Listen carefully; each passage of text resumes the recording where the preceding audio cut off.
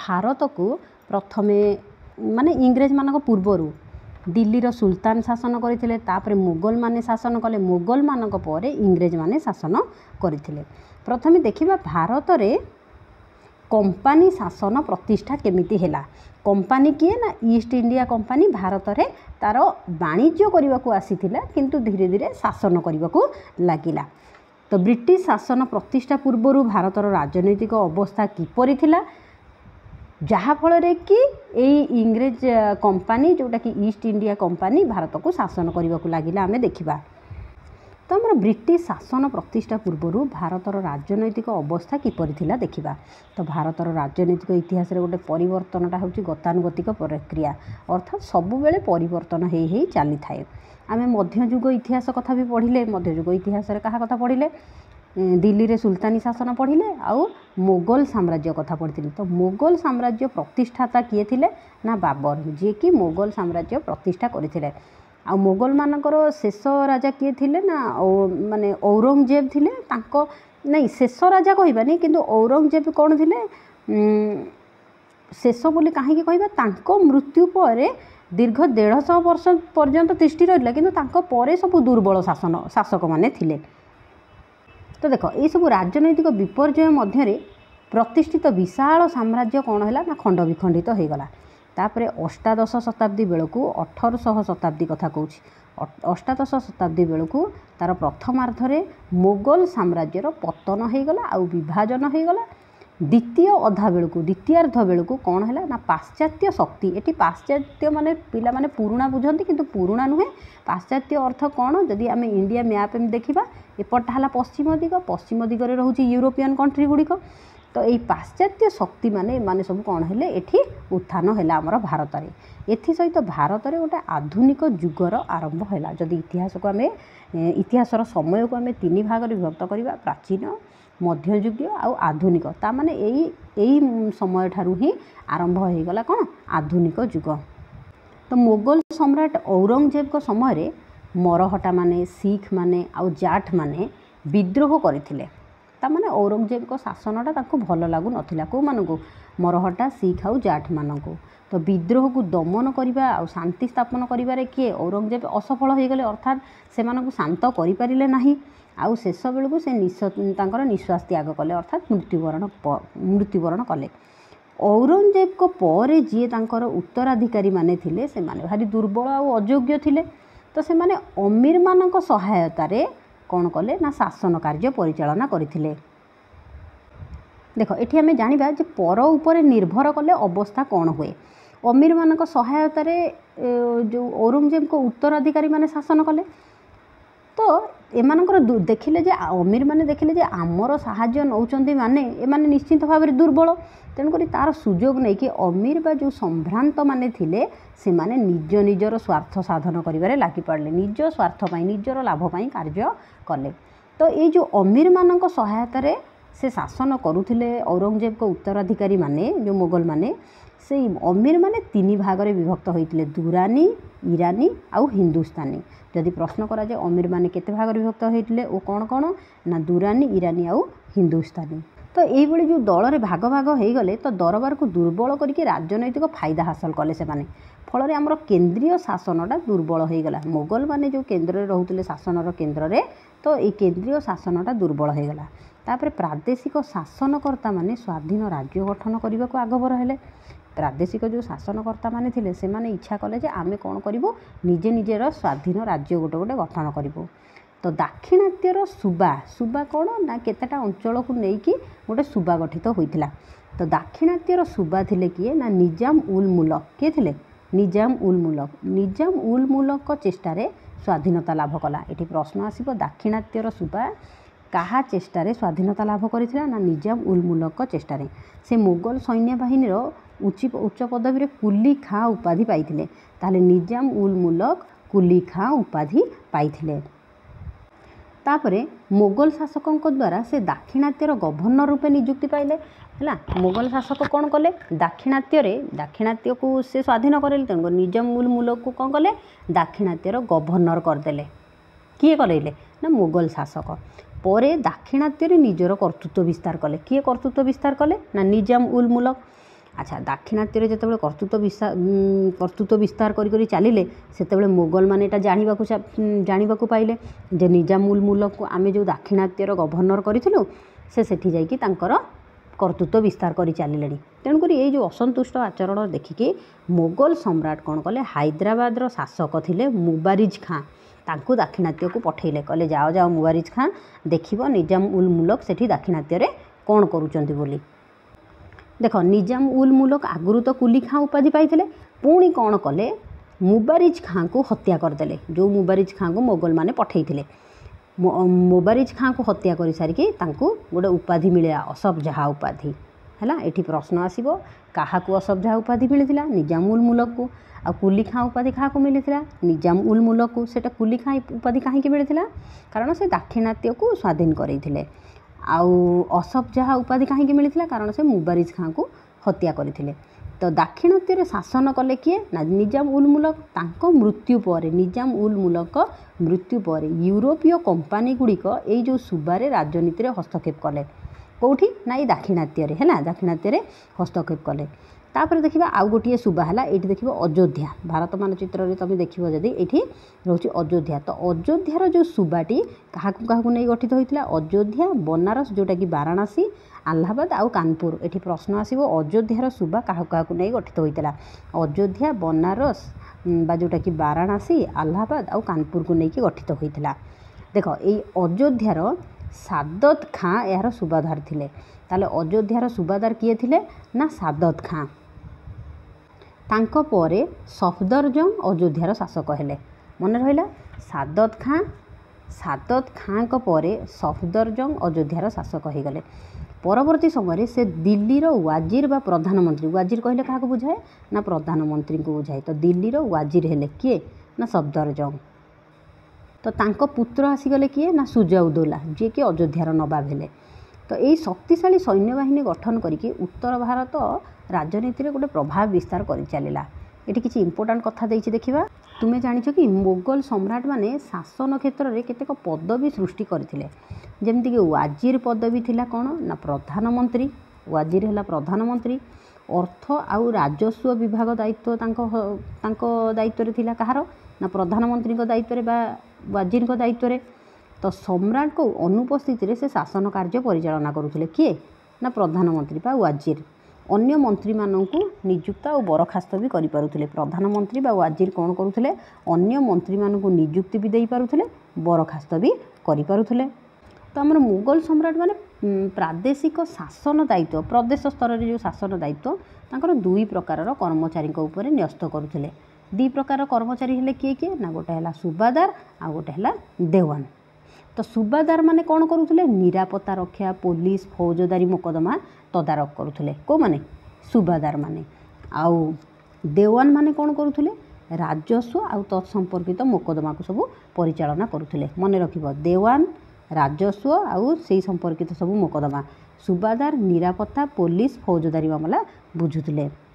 देख दिल्लीर उत्तर में लाहौर आउ मुल्तान मुगल शासनाधीन थिला। पुणी मैप को देखा यदि एमती देखा मैप ये रही पाकिस्तान बर्तमान यहाँ पाकिस्तान रे मुल्तान आउ लाहौर यही शासनाधीन थिला दिल्लीर उत्तर में।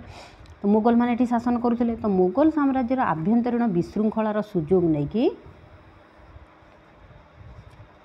पारस्यर राजा थिले नादिर शाह। पारस्य कोटा तुम मैप रे देख पश्चिम पट को रही ईरान है तार ना हूँ पारस्य। तो पारस्यर राजा थिले किए ना नादिर शाह एपटू पारस्यर राजा एपटू आसबे है। तो पारस्यर राजा थिले नादिर शाह जी कि 1739 ख्रीष्टाब्द भारत को आक्रमण कले। मन रख 1739 पारस्यर राजा नादिर शाह भारत को आक्रमण करे। से धीरे धीरे कौन कले एपटू आसबे ना ईरान एपटू एपटे लाहौर अधिकार कले तापरे दिल्ली अभिमुखे अग्रसर हेले दिल्ली ये रही दिल्ली पाखक आसबे बर्तमान लाहौर अधिकार करी तापरे दिल्ली को आसबे। तो अधिकार करी पानीपत ठारू किछि दूर रे दिल्ली पाखे गोटे जगह अच्छी पानीपत ठारू किछि दूर रे गोटे जगह अच्छी करनाल पानीपत ठारू किछि दूर रे गोटे जगह अच्छी कौन करनाल। तो ये करनाल ठारे मोगल सम्राट नादिर शाह को प्रतिरोध कले ना तमें ये भितर को आसीपर ना बोली।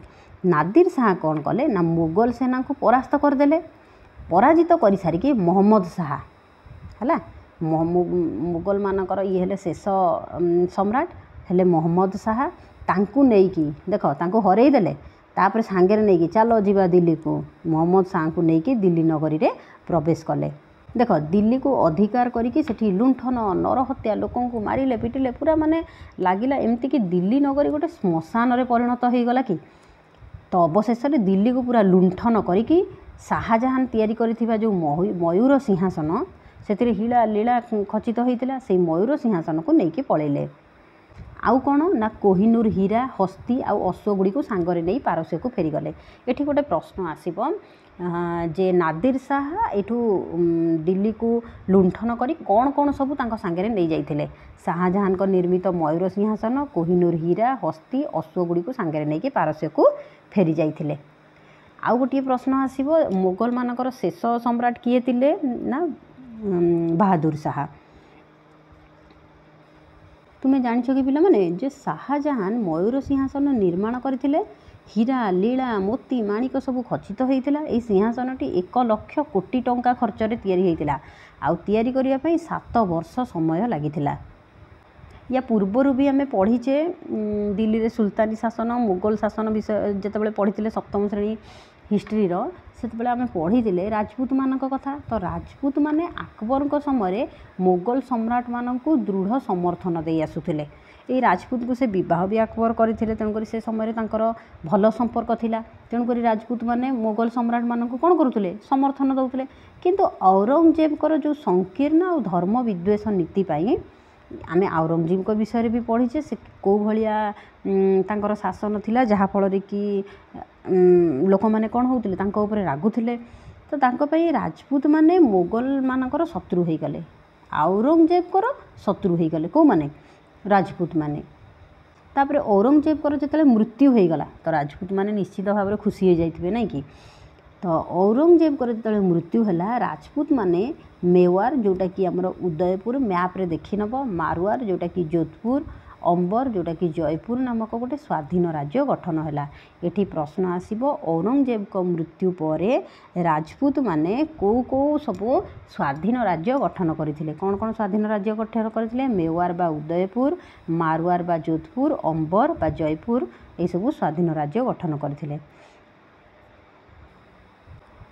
तो आम मारवार राजा थिले किए ना अजीत सिंह से गुजरात और आजमेर रो शासनकर्ता हेले मारवार राजा थिले किए ना अजीत सिंह से गुजरात आउ आजमेर रो शासनकर्ता हेले से मध्य आग्रार शासन दायित्व भी ग्रहण करथिले तो से दिल्ली जयपुर बनारस मथुरा उज्जयिनी रे ज्योतिर्विज्ञान पर्यवेक्षणागार प्रतिष्ठा करथिले ताहले किए ज्योतिर्विज्ञान पर्यवेक्षणागार प्रतिष्ठा करथिले ना अजीत सिंह कौठी ना दिल्ली रे जयपुर रे बनारस रे मथुरा आउ उज्जयिनी रे तापरे राजपूत माने मन रख मरहटा आउ जाट मानक सहित संपर्क रखिबारु एमानकर उत्थान संभव हैला नाही एटी प्रश्न आसीबो राजपूत मानकर उत्थान काहेकि संभव हैलानी कारण जेहेतु से माने मरहटा आउ जाट मानक सहित संपर्क रखिले तो गुरु गोविंद सिंह कौन कले सिख मानकु एकाठी कले एकाठी करिकि गोटे लड़ुआ गोष्ठी गठन कले तांको परे बांदा बहादुर देख गुरु गोविंद सिंह एकाठी करिकि गोटे लड़ुआ गोष्ठी कले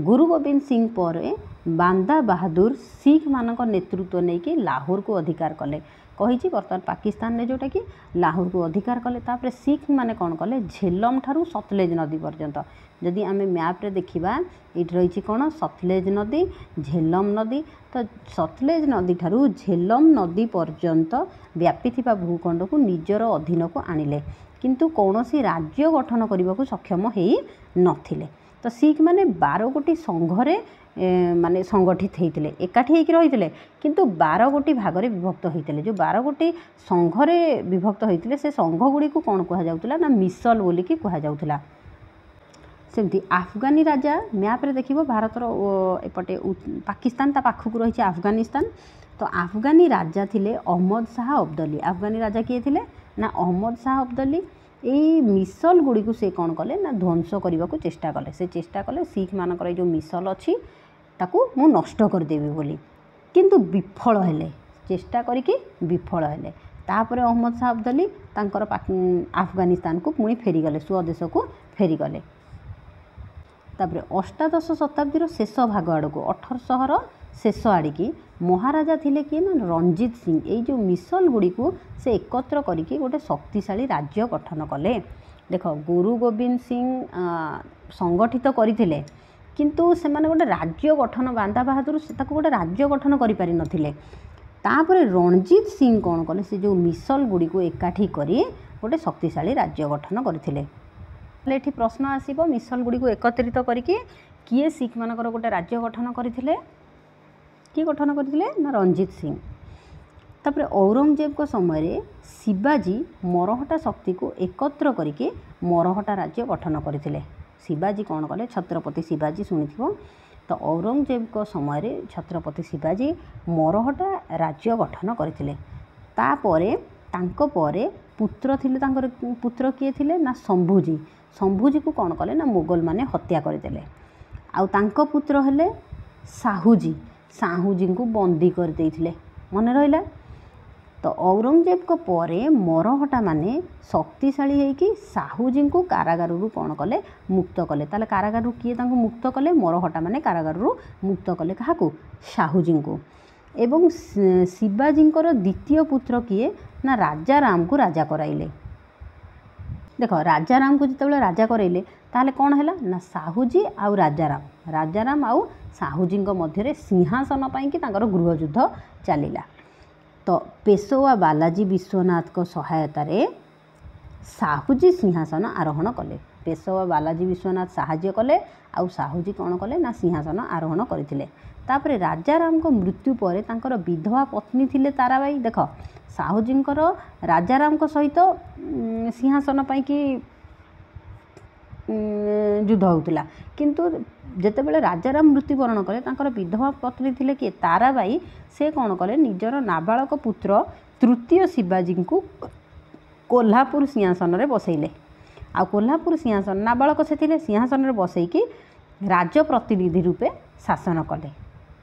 तो तांको नेतृत्व रे मरहटा बाहिनी साहस और उत्साह सह मुगल बाहिनी विरुद्ध रे युद्ध करथिला। देख जड़े ताराबाई भी जड़े राणी। तो ताराबाई जितेबले नेतृत्व नेले सेतेबेले मरहटा बाहिनी साहस और उत्साह बहुत बढ़ीगला आउ से माने मुगल मान विरुद्ध रे युद्ध करथिले।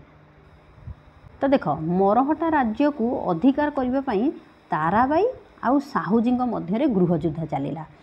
साहूजी को तांकर विश्वस्त पेशवा बा जो प्रधानमंत्री पेशवा कौन ना प्रधानमंत्री बालाजी विश्वनाथ को सहायतार सिंहासन अधिकार कले।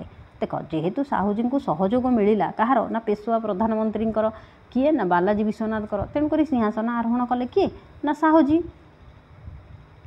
साहूजी को नाम को मात्र राजा कराई पेशवा बालाजी निजे शासन कले। देख साहूजी भाविले जा हो मते पेशवा बालाजी कौन कले ना राजा करईदेले किंतु पेशवा बालाजी कौन कले नाम को मात्र साहूजी को रखिकी निजे शासन चलैले। तो से दिन ठारू पेशवा पदटा पुरुषानुक्रमिक रही आसिला। तापरे बालाजी परे प्रथमे थिले किए ना बाजीराव सी मरहटा मानकर शासक हो गले। बाजीराव कौन है बालाजी परे बालाजी पुओ हेले बाजीराव मरहटा मानकर शासक हो गले। तांको परे मरहटा शक्ति दुर्बल हो पड़ा क्या पर बाजीराव परे। ये गोटे इंटरेस्टिंग कथा पिले माने जानी थाओ जे मरहटा शासक तांकर राज्य शासन पाई नियुक्त करुवा जो प्रधानमंत्री को पेशवा पदवी दि जाउतला। प्रधानमंत्री ही पेशवा पदवी। तो शासन कार्य आउ जनहितकर कार्य तांकर दायित्व थिला। प्रजा मानकर प्रति जे कौनसी निर्देश तांको दस्तखत रे करा जाउथला।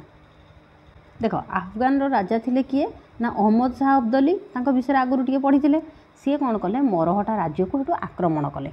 शेष में 1761 ख्रीष्टाब्द तृतीय पानीपथ युद्ध में मरहटा माने हेतु परास्त हेले। ताहले अहमद शाह अब्दाली तृतीय पानीपथ युद्ध में क्या परास्त करदेले ना मरहटा मान को परास्त करदेले। केते मसीह ना 1761 ख्रीष्टाब्द। फल मरहटा साम्राज्य गठन आशाटा क्षीण हो गला। आउ मरहटा साम्राज्य राज्यटा गोटे गठन हो पार लगिला नहीं। देख वाणिज्यवाद आउ व्यावसायिक संघर्ष विषय जानिबा माने वाणिज्यवाद बुझिपार वाणिज्य करने को केवल इंग्रेज माने आसी नथिले आहुरी भी किछि आसीथिले तांको भितरे संघर्ष चलिला। देख प्राचीन जुगरू भारत सहित यूरोपीय देश मानकर देख यूरोपीय देश मानकर माने बुझीपार यूरोप गोटे महादेश जेटी बहुत गुड़े देश अच्छी तो देश मानकर वाणिज्य कारबार स्थलपथ और जलपथ मध्यम चली तो जितेबाला आरबीय बणिक मैंने भारत जिनिस कि रोम्र बणिक मान बिक्री करुले आरबीय बणिक मैंने कौन करुले भारत जिनस कि नौले आ रोम्र बणिक मान बिकुले तो रोमियो बणिक मैंने चढ़ा दर रे ताकू कौन करुले नहीं कि पश्चिम यूरोप महादेश देख मैप रे तो देख ये कहली आउ थे कहीदे प्राचीन जुगर जो आम भारत सहित यूरोपीय देश गुड़िक ये देख ये सब यूरोपीय देश गुड़िक अच्छी यूरोपीय देश गुड़िक आमर स्थलपथरे भी आउ कौन करुले ना जलपथरे भी भारत सहित वाणिज्य कारबार करुले तो आरबीय बणिक माने एठी जो आरब देश अच्छी आरबियन कंट्री गुड़िक कौन करुले ना भारत जिनिस किणिकी नौले नहीं कि रोम्र बणिक ये इटाली अच्छी रोम ये रोम्र बणिक मानक नहीं बिक्री करुले तो रोमियो बणिक मैंने कौन करुले ना चढ़ा दर रे नहीं कि ताकू पश्चिम यूरोप एपटा है पश्चिम दिग एपटा है पूर्व दिग तो ये पश्चिम यूरोप पटे नहीं बिक्री करुले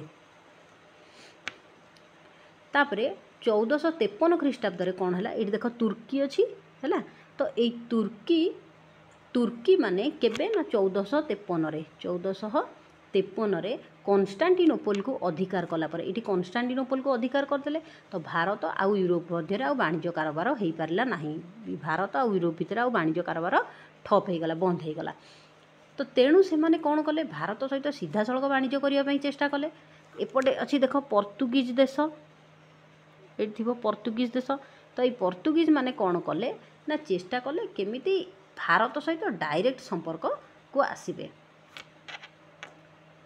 1453 आम तुर्की माने कन्स्टान्टिनोपल को अधिकार करने जहाँफल कि भारत आ यूरोप भितर वाणिज्य कारबारटा बाधा प्राप्त है देख पोर्तुगीज माने प्रथमे जदि प्रश्न पचरा किए प्रथमे चेष्टा करथिले आसीबा भारत को ना पोर्तुगीज माने तो तुम जदि मैप रे कन्स्टान्टिनोपल खोजिबो पाइबनी तुम देखिबो इस्तानबुल लिखाई तुर्की राज्यर ये है प्राचीन शिक्षा संस्कृति और वाणिज्यर स्थली थिला मुसलमान मान द्वारा प्रतिष्ठित ऑटोमान जो साम्राज्यर सुल्तान थिले द्वितीय मोहम्मद से 1453 ख्रीष्टाब्द रे कन्स्टान्टिनोपल को अधिकार करथिले हैला किए ताले अधिकार करथिले ना द्वितीय मोहम्मद यूरोप रे नवजागरण सृष्टि करिया पई कन्स्टान्टिनोपल पतन विशेष भाव सहायक होइतिला नेक्स्ट क्लास रे आमे पढ़िबा पोर्तुगीज माने केमती भारत को आसीथिले।